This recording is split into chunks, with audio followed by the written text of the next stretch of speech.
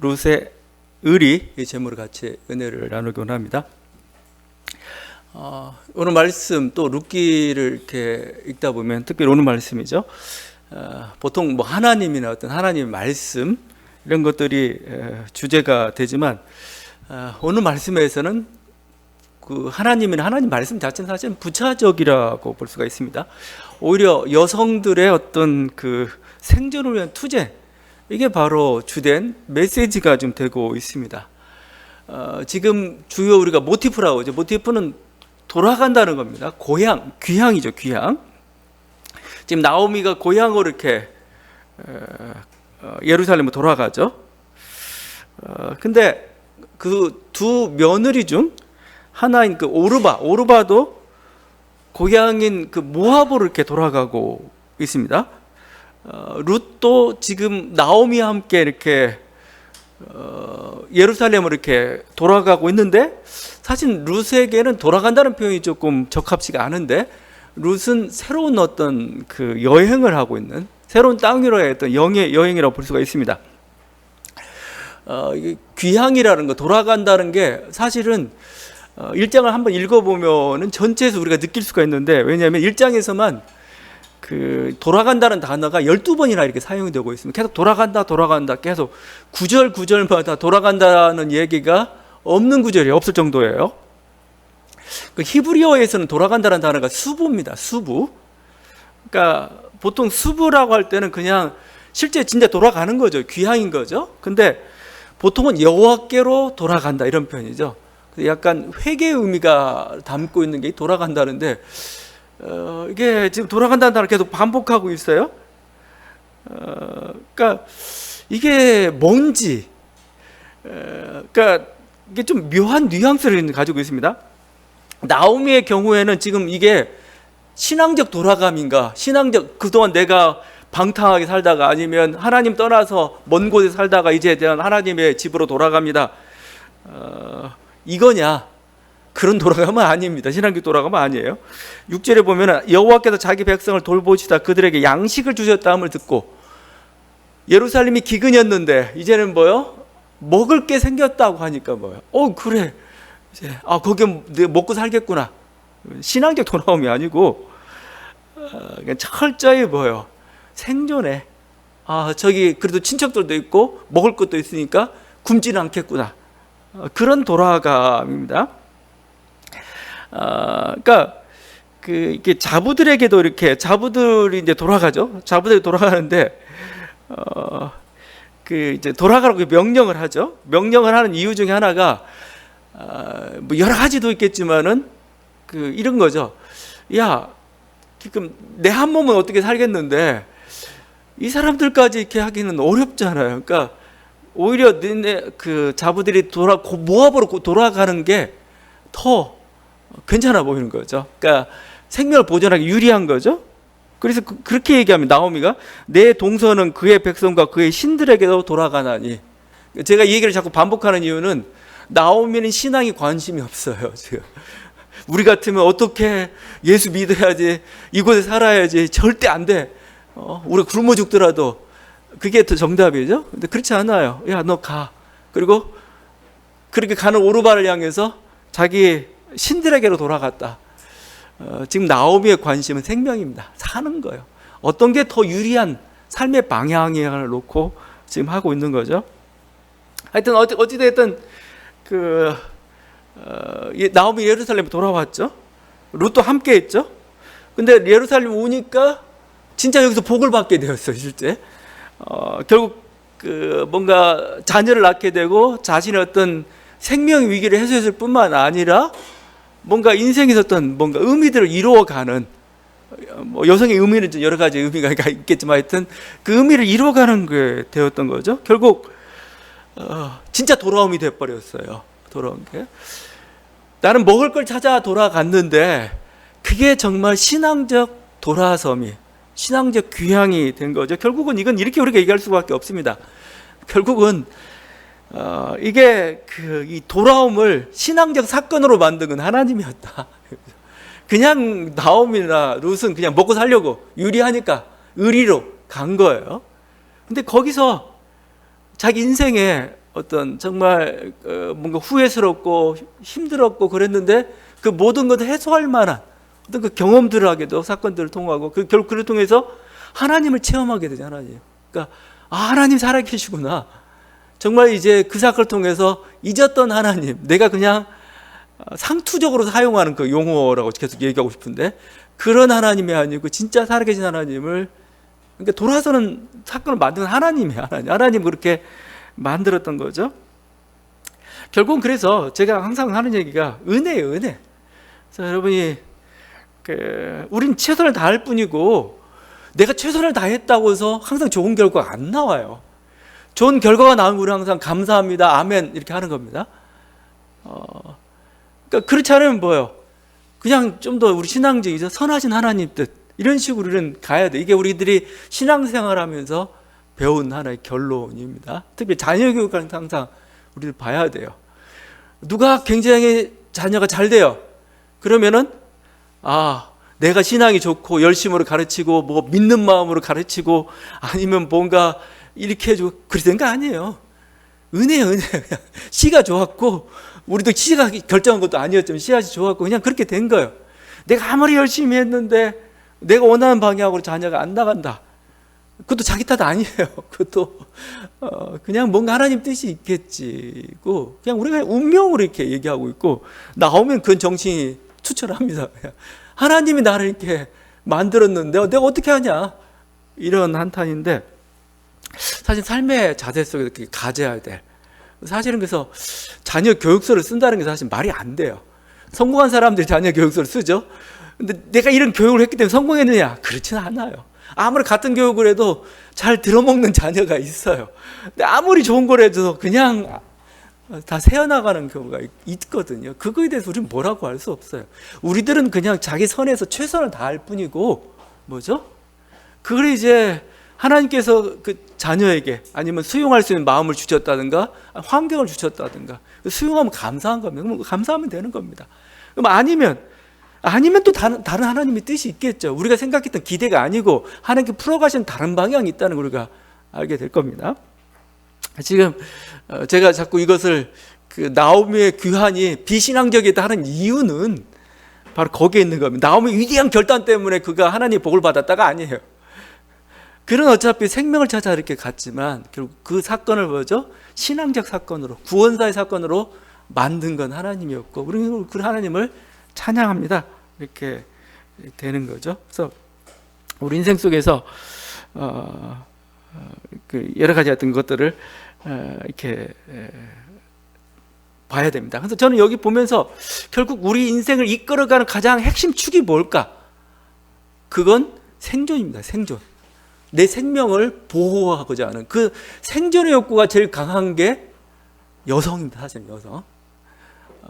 남성은 굉장히 이기적이고 어떤 그런 게 굉장히 강하죠. 근데 자기 생명, 또 자기 생명을 통해서 뭔가 이렇게 어떤 자기 자녀들의 생명까지 보존하는 그 욕구가 제일 강한 게 사실은 여성이고 그런 속에서 어떤 그 여성들의 어떤 생명을 건 그 투쟁, 그죠?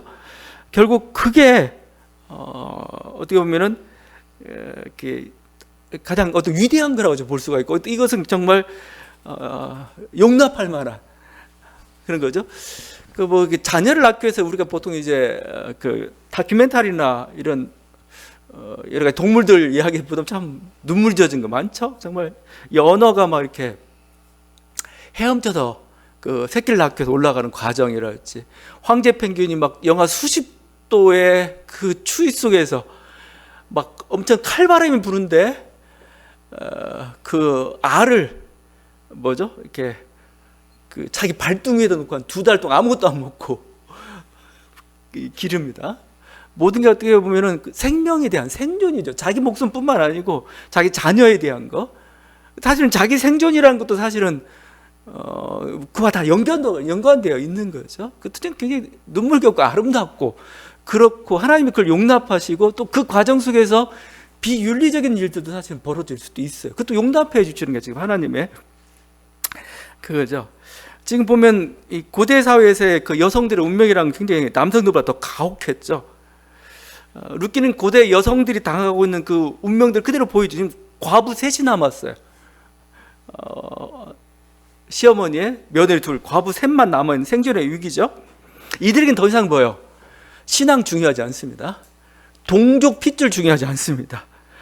아무것도 중요하지 않습니다. 오직 목숨을 살릴 수 있는 거, 자녀를 살릴 수 있는 길이 뭐냐 이거예요. 그게 가장 중요하고, 그래서 예루살렘을 가기도 하고, 그래서 모압으로 가기도 하고 그런 거예요. 그래서 그게 지금 이게 여인들의 그 삶의 모습, 특히 룻기 속에서 이렇게 드러나고 있는 그 모습입니다.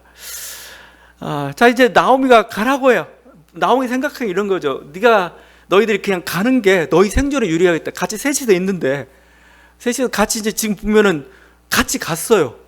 그러니까 그냥 거기서 그냥 출발점에서 얘기한 게 아닙니다. 예루살렘을 가다가 도중에 안 되겠다, 가라. 하여튼 나오미 생각에 이거 나는 어떻게 하겠지만 얘들은 안 되겠다고, 차라리 가는 게 낫겠다, 이런 어떤 생존 속에서 이런 것들을 보여주죠. 근데 그러니까 이제 안 간다고 합니다. 안 간다고 하니까 시어머니를 쫓아가겠다고 하니까 하는 말이 있어요. 하는 말, 이런 말을 합니다. 이게 주대난의 모티브가 되고 있는 게 그 형사취수법과 관련된 거죠. 이런 얘기예요. 지금 나는 아들이 없다. 지금 어떻게 아들이 있으면 너희들 이렇게 할 수 있겠고요, 결혼시키겠는데 못하겠다. 그 다음에 그렇다고 내가 늙은 나이에 결혼할 수 없지 않느냐. 결혼했다 하더라도 설마 내가 아들을 언제 낳느냐. 오래 기다려야 되는데. 그러니까 지금 여기에 모티브, 그러니까 여성들의 삶에 뭔가 하나의 그 정말 바늘구멍 같은 그 희망이 있다면은 남편을 만나는 겁니다. 근데 그거 관련된 게 사실 형사 취수법이, 나는 그걸 전혀 너희들에게 제공해 줄 수 없다. 너는 가면 그냥 거지처럼 살아야 돼. 지금 거예요. 이 형사 취수법이라는 게 레비레이트라고 하죠. 이건 성경에도 규정되어 있지만 사실은 편만하게 세계 곳곳에 이렇게 퍼져 있는 그런 생활 풍습입니다. 거기 신명기에서 이렇게 설명하고 있습니다. 형제들이 함께 사는데 그중 하나가 죽고 아들이 없거든 그 죽은 자의 아내는 나가서 타인에게 시집가지 말 것이요, 그의 남편의 형제가 그에게로 들어가서 그를 맞이하여 아내로 삼아 그의 남편의 형제된 의무를 그에게 다 행할 것이요, 그 여인이 낳은 첫아들이 그 죽은 형제의 이름을 잊게 하여 그 이름이 이스라엘 중에서 끊어지지 않게 할 것이라. 그러니까 결혼했는데 죽었어요. 아이를 못 낳고. 그러면 동생이 형과 관련된 것들을 취한다. 형사 취수, 그런 거죠. 그래서 거기서 아이를 낳고 그 아이는 형의 아들이 되는 겁니다. 이런 식으로 쭉쭉쭉 내려가는데, 오늘 여기 보게 되면은 룻기에서는 그게 가족뿐만 아니라 친척까지도 확대되어 가는 모습을 보여줍니다. 그럼 그걸 왜 했느냐? 첫 번째 이유가 여기서는 그 이름이 이스라엘 중에서 끊어지지 않는다. 그죠? 형의 이름, 그죠? 그러면 어떤 그 구약에서 영원성은 자녀를 통해서 나타나는 겁니다. 그냥 영원한 생명, 우린 개인적인 그런데 자녀들 낳고 자녀가 대를 계속 이어가게 되면 자기의 생명이 영원히 뭔가, 그래서 그걸 보존해 줘야 되는 그거 또 하나 있고, 또 다른 것은 뭐냐면 사실 가족의 재산이에요. 재산 같은 게 뭔가 그런 관계 속에서 뭐 여자 재산으로 넘어간다, 뭔가 그런 관계를 못하게 하려고 자기 있는 재산이 그대로 보존되도록 하려는 그 조치이기도 하고, 또 좀 더 인도적으로 본다면 홀로 남은 그 여성을 보호하려는 조치라고 볼 수가 있습니다. 전 세계 곳곳에 이 형사취수법이라는 게 이렇게 있고, 지금 룻기는 이 형사취수법을 중요한 스토리로 하나의 그 소재로 해가지고 지금 그 스토리가 전개되고 있는 거죠. 지금 그게 가족뿐만 아니고 이제 친척까지 확대돼가지고, 보아스는 약간 먼 친척이었죠. 이런 식으로. 그리고 여성들은 어떻게 합니까? 그 보아스를 잡아야 자기 살 길이 있는 겁니다. 그래서 저는 이건 악착 같은 생명 의지라고 봅니다. 보아스가 사실은 나중에 결혼하고 아이를 낳게 되는데, 좀 제가 부정적으로 좀 묘사하면 나오미와 룻 두 여자가 작당해가지고 보아스를 홀렸다. 저는 이렇게까지 얘기하고 싶어요. 이건 지금 직계 가족도 아니에요. 먼 친척인데 이게 가능한 건지, 그 형사취수법 여기까지 가야 되는 건지, 하여튼 좀 찾아보기, 좀 유리하게 찾아보기 쉽지는 않지만, 하여튼 그 신락 같은 희망을 잡고 늘어진 겁니다. 거기서 바늘구멍을 잡고 들어간 거예요. 결국 성공한 거죠. 결국 그 핏줄을 통해서 다윗 혈통이 나오게 됩니다. 쉽게 따지면 뭐죠? 하나님의 구원사가 펼쳐진 거죠. 여인들의 그 삶의 투쟁 이야기들. 라합도 마찬가지입니다. 여기 이제 직계 조상이 라합이 있습니다. 기생 라합도 마찬가지죠. 그 기생 라합, 자기의 신분, 자기의 처지, 민족, 혈통 속에서 어떻게 하면 내가 살아갈 건가를 아주 치밀하게 계산하고 뭔가 이렇게 판단해서 결국 그 생명이 이어져 갔던 역사인 거죠. 성서 속에 등장하는, 성서 여성들이 잘 등장 안 해요. 남성 위주의 역사이기 때문에. 여성들이 등장할 때는 뭐냐면 대부분 악착 같은 모습을 가지고 있을 때, 피해자거나 악착 같은 모습이었을 때입니다. 현실 악착같이 자기의 어떤 생명들을 보존했던 사람들. 형사취수법과 관련돼 가지고 유사한 어떤 그런 투쟁이 나타난 게 창세기입니다. 창세기의 그 유다의 며느리 그 다말의 이야기죠. 창세기 38장인데 그건 좀 읽기가 좀 거북스러워요. 왜냐면 다말은 유다의 며느리였어요. 맏며느리였습니다. 근데 그 아들이 죽었어요. 근데 둘째를 줬는데 둘째도 죽었어요. 그래서 결국은 두 아들이 죽으니까 유다가 셋째 아들 주려고 하지 않아요. 그래도 셋째 아들 죽게 생겼구나. 막 한데 이제 이 다말은 아이를 낳아야 되는데 이거 안 주니까 결국 어떤 꾀를 쓰냐 하면은 그렇게 합니다. 자기가 창녀인제 가장합니다. 창녀인제 가장을 해가지고 그 유다를 유혹을 합니다. 그래서 동침해가지고 임신하게 됩니다. 근데 나중에 유다가 그 소식을 들었어요. 그 소식 듣고는 이런 폐륜이 어딨냐, 이런 폐륜 아직까지 폐륜이 잘 모르니까 제가 어딨냐고 가서 보니까 그게 자기였던 거죠. 자기의 씨였던 거죠. 그래서 하여튼 우리 동양 사회를 좀 굉장히 폐륜적인 이야기였지만 그때 그 유다가 했던 말이 있습니다. 유다가 창세기 38장 26절인데 그는 나보다 옳도다 그랬어요. 그 어떤 그 다말의 행동에 대해서 그는 나보다 옳도다 그랬어요. 옳도다는 단어가 체다카예요. 체다카인데 선지자들이 주로 사용했던 공의, 정의할 때 체다카를 사용합니다. 체다카. 그는 나보다 의롭다 합니다. 의롭다.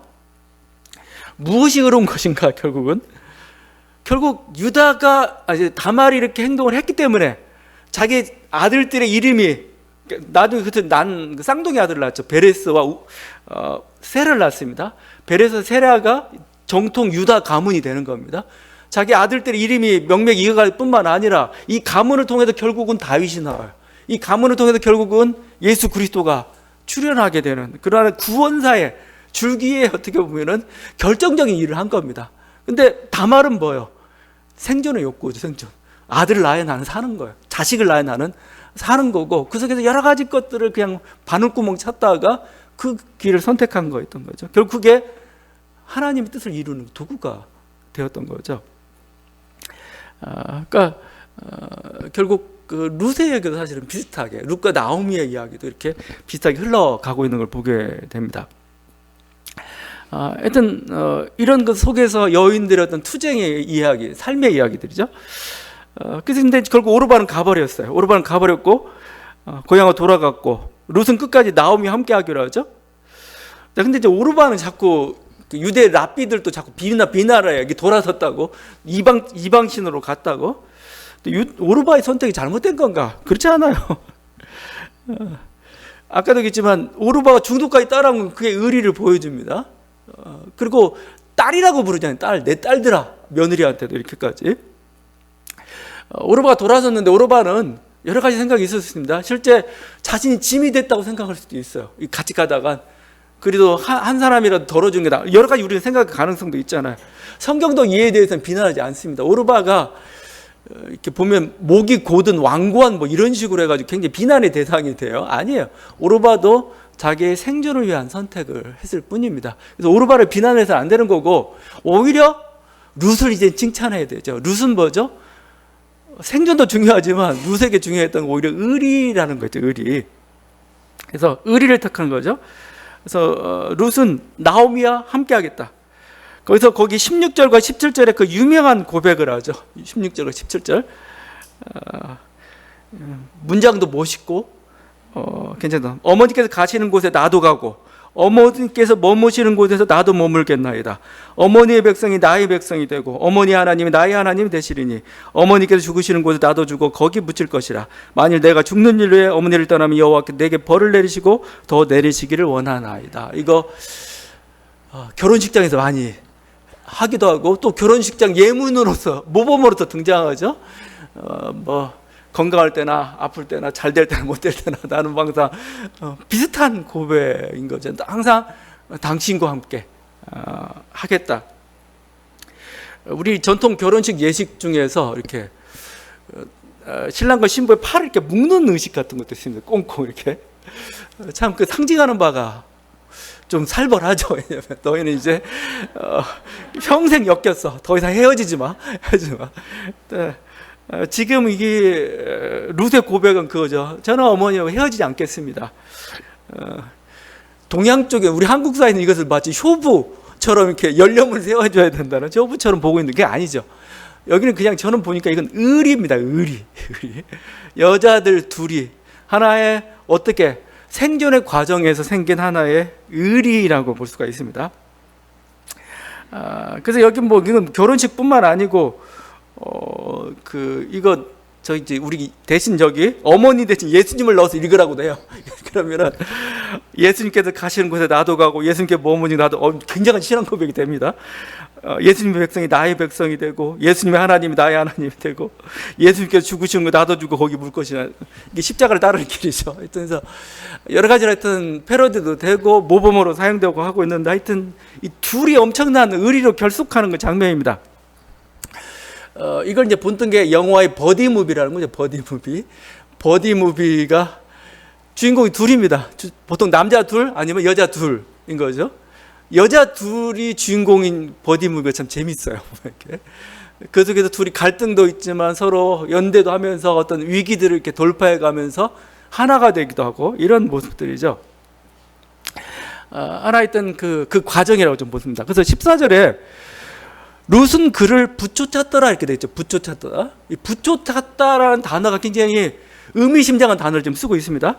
왜냐하면 이 부쫓았다는 그 단어가 창세기에 쓰였던 단어예요. 창세기 2장에 남자와 여자를 만들었죠. 그래서 남자가 부모를 떠나 그 아내와 합하여 둘이 한 몸을 이루죠. 합하여라는 단어 똑같은 단어예요. 그러니까 아내와 부모를 떠나 그 아내와 합하여서 둘이 한 몸을 이룬다. 합하여가 부쫓았다는 단어하고 똑같습니다. 여기 지금. 그만큼 긴밀한 어떤 연합을 좀 보여주고 있어요. 그러니까 이러다 보니까 퀴어 신학이나 퀴어 비평, 동성애 찬성하시는 분들 이거 성적인까지 같이 다 어떤 레즈비언의 이야기다 이렇게까지 얘기하는 그 정도는 아니고 하나의 우정이죠, 우정. 우리 자꾸 이제 요즘 동성애 코드가 너무 강하다 보니까 모든 걸 그렇게 성적으로만 보면 어떡해요? 우린 그냥 우정도 있잖아요, 우정. 우정도 섹스를 넘어서는 우정이라는 것도 대단한 겁니다. 의리, 우정, 목숨을 내어놓을 정도까지고 서로에 대한 애틋한 마음도 있는 거고 뭐 이렇게 좀 봐줘야 됩니다. 근데 우정으로 지금 하나가 되었다는 거죠.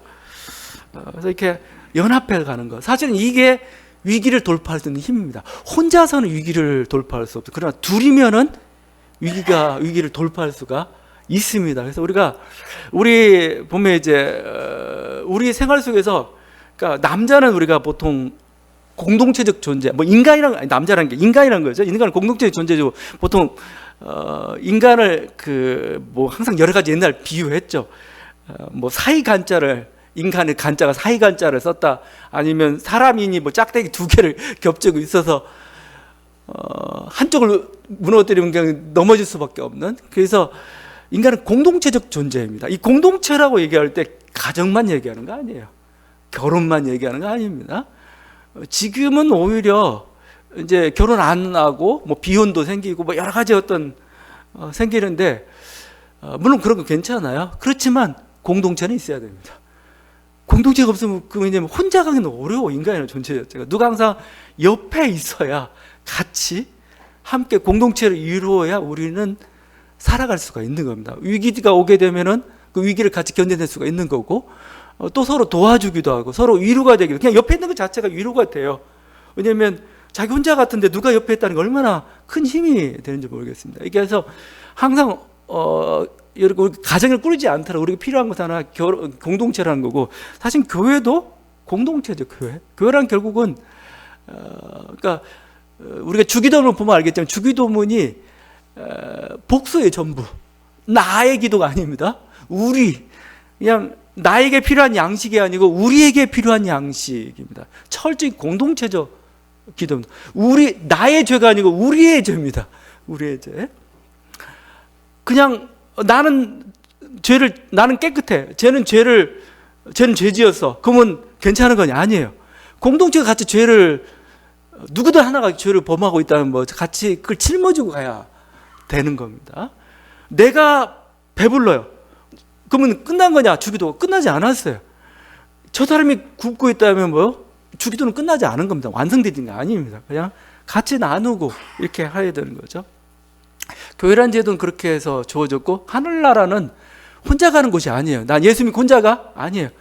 같이 가는 곳입니다. 누가 어떻게 설명했는지 모르겠지만 나 혼자 헤엄쳐서 저 요단강 건너가지고 가야 하는 곳이 하나님 나라가 아니고, 하나님 나라는 같이 가야 되는 곳이 어떤 식으로든 우리는. 성 요한이 이런 얘기했습니다. 십자가의 성 요한이라고 중세의 성자인데, 홀로 떨어진 고고한 영혼은 홀로 타는 석탄과 같다. 그 불길은 이제 식는 일만 남았다. 더 이상 뜨거워지지 않을 것이다. 그죠? 장작불이 모닥불이 함께 있어야 불이 활활 타는 거지, 오래 지속되는 거지. 나는 잘 타니까 나 혼자 있겠다 오게 되면 그것은 결국은 사그러지고 마는 거죠. 그래서 룻과 나오미가 함께 했기 때문에 위기를 돌파할 수도 없고, 바로 룻은 바로 그 일을 했던 거죠. 그러니까 룻은 어떻게 보면 우리가 이 의리의 사람이라고 저는 볼 수가 있는데, 그렇게 의리로서 했고 결국은 그 때문에 놀라운 하나님 복을 받았던 그런 사람이라고 볼 수가 있습니다. 그래서 이 룻의 어떤 고백이나 이 결단은 전 대단하고 봅니다. 어느 정도 수준이냐, 이건 아브라함과 같습니다. 우리 아브라함보다 더 뛰어납니다. 룻은 지금 보세요. 지금 민족, 종교, 고향 다 버렸죠. 신앙도 다 버렸어요. 자기 민족 다 버렸습니다. 고향 버리고 오직 나오미만 죽고 있습니다. 왜? 다른 건 없어요. 의리 때문에. 신앙 때문 아닙니다. 당신 하나님이 좋으니까. 그게 아니에요. 당신 하나님이 좋으니까가 아니고, 당신이 믿는 하나님, 나도 믿겠습니다잖아요. 당신이 믿으니까 나도 믿는 거예요. 만약에 당신이 안 믿으면 나는 안 믿겠다, 이런 겁니다. 그 안에는 참 순수한 의리인데, 하여튼 이 의리 때문에 뭐예요? 본토 친척 아비집을 떠난 거예요. 실제 본토 친척 아비집을, 신앙까지도 떠나서 이렇게 갔던 그 사람이죠. 근데 아브라함보다 전 대단하다고 느끼는 게, 아브라함은 하나님 말씀이 있었잖아요. 약속이 있었어요. 내가 지시할 땅으로 가라는 거 약속 있고, 그 약속을 따라가니까 물론 이제 그 힘들고 어려운 길이었지만 약속이 있고, 그 다음에 본토 친척 아비집을 버렸어요. 근데 룻은 약속이 없어요. 룻은 약속이 없습니다. 약속이 없는 상태에서 본토 친척 아비집을 버리고 어머니와 함께 가는 길을, 이렇게 시어머니와 함께 가는 그 길을 택했던 거죠. 그러니까 저는 이게 룻의 이게 대단하다고 봅니다. 대단하다. 그래서 룻이 결국은 복을 받게 되었는데, 룻이 결국은 이 예루살렘의 유력한 가문에 그 남자 보아스를 만나게 되고, 결국 거기서 자녀를 낳게 되고, 그건 어떻게 보면은 이 고대 사회에서 여성은 자아실현이라고 볼 수가 있습니다. 실제 자기 어떤 생존권의 확보가 되게 된 거죠. 하나님이 복 주신 거다, 우리가 그걸 표현할 수가 있습니다. 이 말을 표현한 게 저는 8절 같아요. 너희가 죽은 자들과 같은 나를 선대한 것 같이 여호와께서 너희를 선대하시기를 원한다. 그러니까 자부들을 보고 돌아가라고 하면서 이런 얘기예요. 너희가 나를 죽은 자들은 이제 아들들이 있죠. 죽은 아들들. 그다음에 나를 선대한, 이 선대라는 단어가 헤세드입니다. 헤세드. 자비란 뜻입니다. 헤세드. 너희가 나에게 자비를 베풀었다, 이거예요. 그러니까 여호와께서 너희를 선대하시, 자비를 베풀길 원한다, 이거나 마찬가지입니다.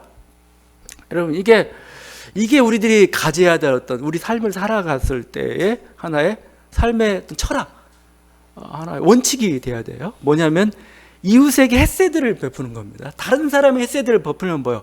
하나님께서 나에게 헤세드를 또 베푸실 것이다. 그것을 루시의 어떤 삶을 통해서 보여주고 있습니다. 우리들이 이건 하나의 우리의 삶의 철학으로서 가져요. 그래서 항상 이렇게 우리가 항상 우리 사회도 그런 일 많이 해가죠. 선한 일 하면 복 받는다. 그렇죠?